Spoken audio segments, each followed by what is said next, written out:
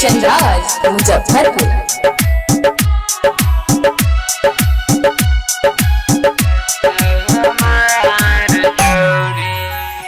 तू डोलिए में जाके बैठा अबलस हमार जोड़ी,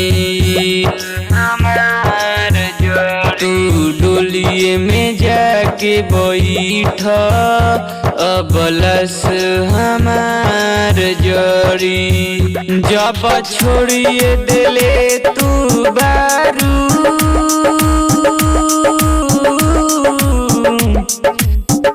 जब छोड़िए दिले तू बारू, काजी के का हम करी।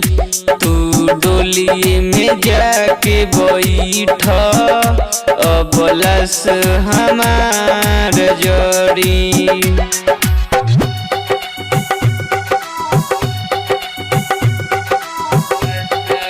डीजे कंचन राज मुजफ्फरपुर। डीजे कंचन राज मुजफ्फरपुर। सूतत हो खबू पियवा के तू तो अपना से जिया सजाई,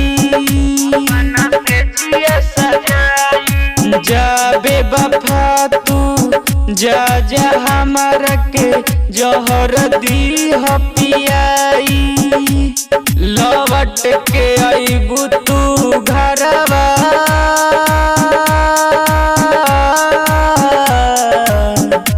लौट के आईबू तू घरवा, हमारा मौत के खबर सुनाई। तू डोलिए में जाके बैठा अबलस हमार जोड़ी।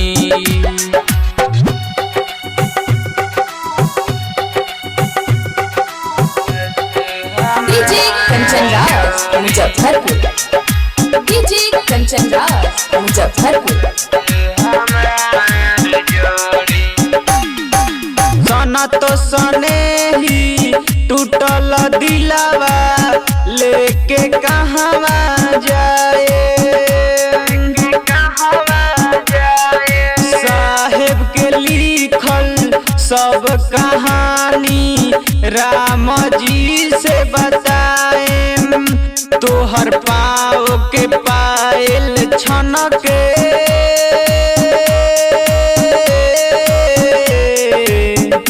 तोहर पाँव के पायल छनके, सूर दर्शन के दिलावा तरफे।